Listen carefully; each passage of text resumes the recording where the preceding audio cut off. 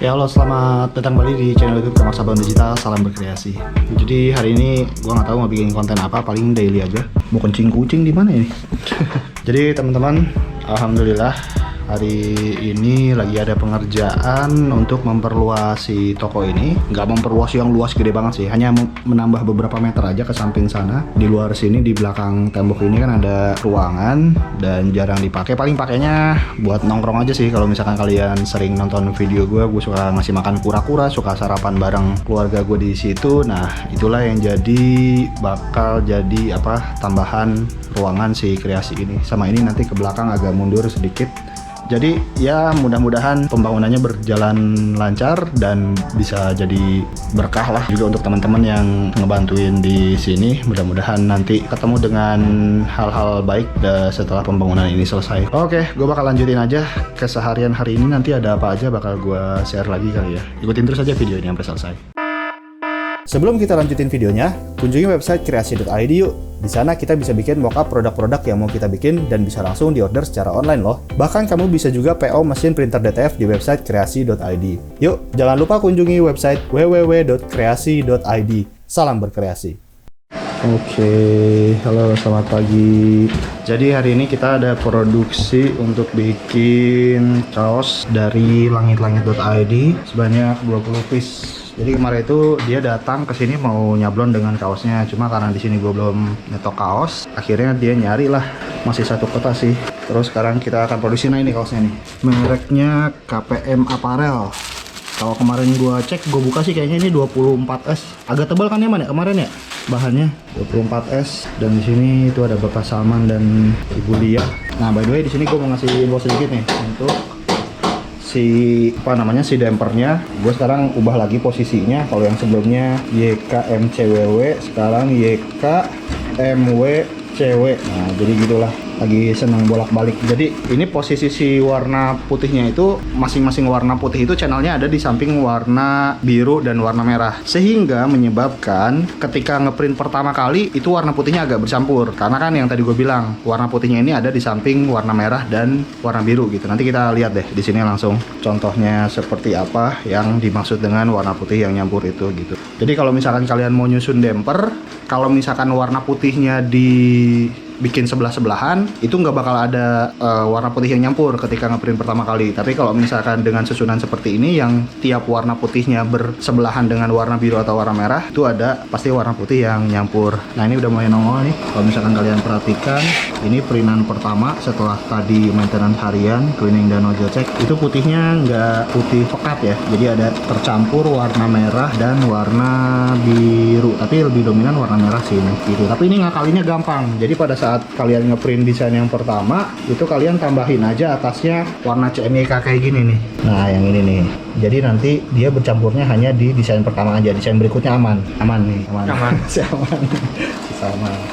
Ya udah, itu masih ngeprint dan kita lihat aja nanti hasilnya seperti apa. Nanti setelah di print kita akan powder seperti biasa. Setelah powder baru di oven. Setelah oven baru kita mulai press ke kaosnya. Jadi langkah-langkahnya kurang lebih seperti itu. Kalau untuk lihat langkah-langkah yang detailnya kalian bisa cek aja di video gua tentang 7 langkah produksi sablon DTF kalau nggak salah gitu ya.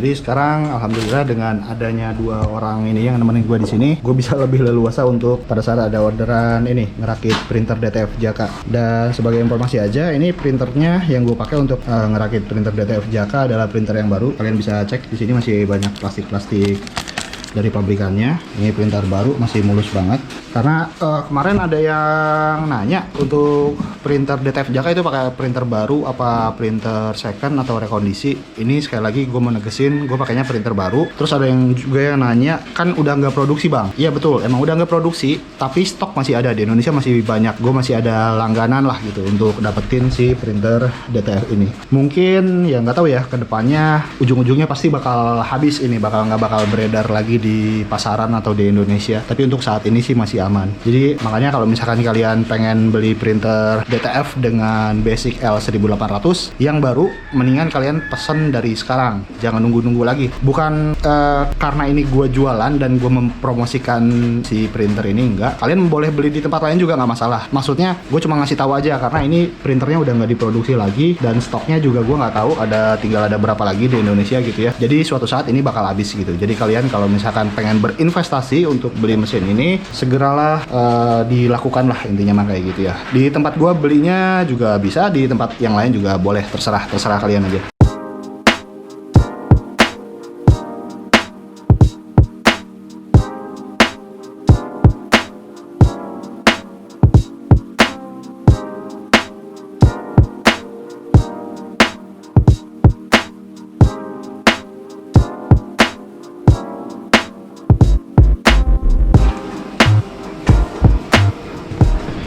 Kita akan lihat hasil cetak. Ini udah di open kan? Nah nih, jadi kurang lebih hasilnya nanti kayak gini. Ini langit-langit.id. Ini di kris 3 semua ya? Oh 1? Iya, karena di kaos putih ya. Sebenarnya kalau di kaos putih di nolin juga nggak apa-apa man. Kalau di kaos putih mah di kris 0 aja nggak apa-apa, nggak masalah. Karena kan kalau ngintipin juga nggak kelihatan ya. Kalau misalkan ada ngintip putih gitu nggak kelihatan gitu. Tapi kalau yang udah kepalang 1 juga nggak apa-apa sih. Masih dapat kan tuh putihnya. Terutama yang garis-garis tipis kayak gini nih harus hati-hati.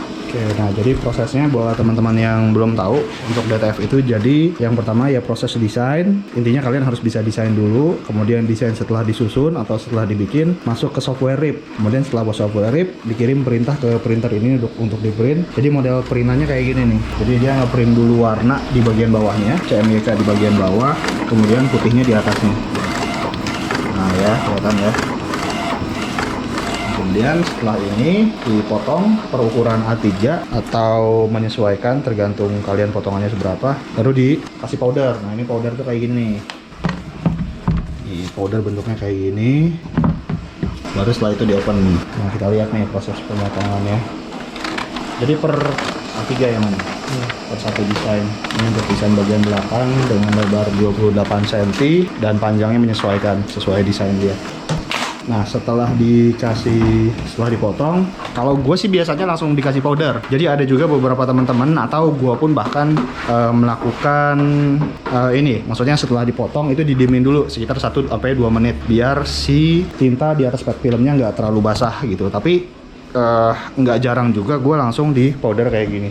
Jadi ini proses kasih powdernya kayak gini. Ada yang bilang powder, ada yang bilang tepung, ada yang bilang lem DTF, ya macam-macam lah penyebutannya. Nah, kemudian powdernya diayun-ayun kurang lebih 2-3 kali. Yang penting rata, yang penting semua permukaan, terutama untuk yang warna putihnya itu kebagian gitu untuk powdernya.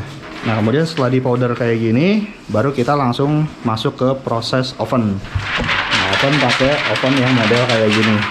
Jadi fungsi dari proses pengovenan itu adalah agar si powdernya itu, powder yang putih di dalam box itu, dia mencair dan nempel di atas tinta putih. Jadi itu sebagai lem lah. Jadi lem antara desain dengan si kaosnya, kayak gitu. Nah, sekarang kita masukin ke dalam ovennya.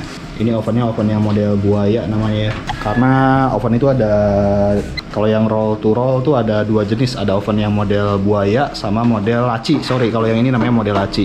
Nah yang gua jual di web kreasi itu yang model buaya. Jadi dia diangkat ke atas. Kalau secara fungsi sih sama aja sih. Kalau dibilang bagusan mana, ya sebenarnya sama-sama aja lah. Karena kan fungsinya hanya untuk memanaskan. Paling bedanya hanya di fitur aja. Jadi kalau yang model buaya itu, dia udah ada corong bagian atasnya. Kalau ini kan gue dimodif, dibolongin, yang pada akhirnya gue tutup lagi, nggak dipakai.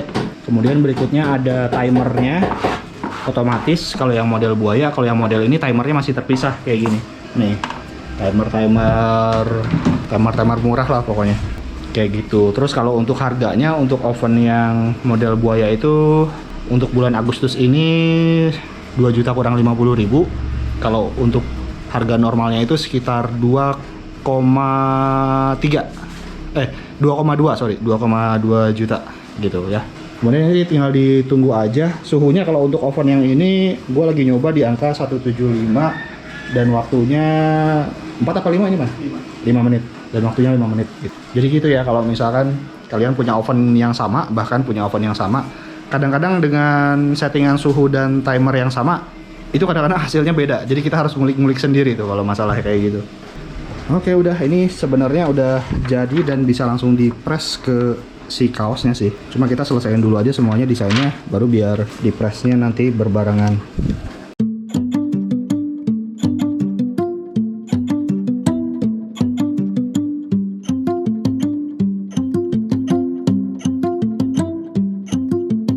Jadi di webkreasi.id sekarang gue lagi nyoba untuk ngejualin patch sablon yang bisa di press langsung pakai setrikaan di rumah. Jadi teman-teman yang pengen nyobain patch sablon ini yang bisa dipakai atau bisa di press pakai setrikaan di rumah, kalian bisa cek aja di webkreasi.id di kategori patch sablon kalau nggak salah. Ini cuma 5.000 aja. Jadi di dalamnya itu ada 3 item.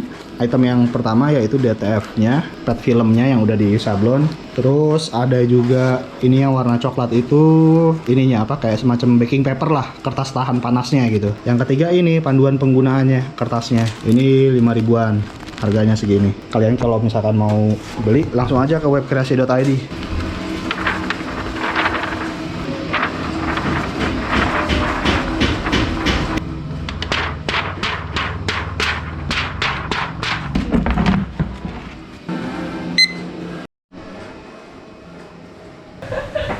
Jadi si Aman baru diajarin caranya nyalain kompor buat ngopi. Jadi kemarin dia nggak bisa. Kompor nyalanya lapok.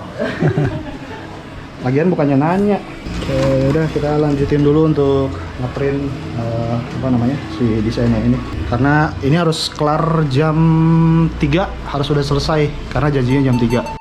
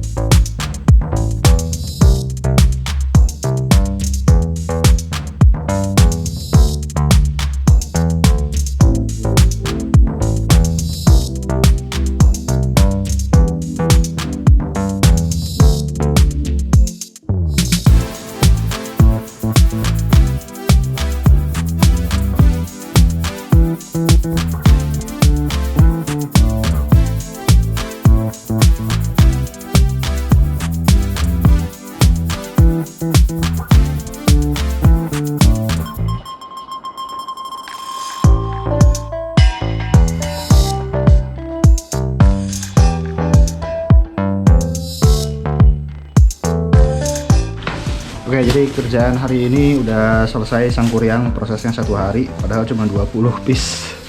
Makanya ribet banget, tapi nggak apa-apa, masih penyesuaian sama 2 orang gini. Jadi ya udah deh, kita tinggal tunggu orangnya. Sebenarnya janjinya tadi jam 3, cuma ini udah lewat, udah jam 4. Orangnya sih lagi OTW kesini. Oke, gitu aja kurang lebih video kali ini. Nanti kita bakal upgrade lagi untuk apa namanya, perkembangan perluasan toko ke luar.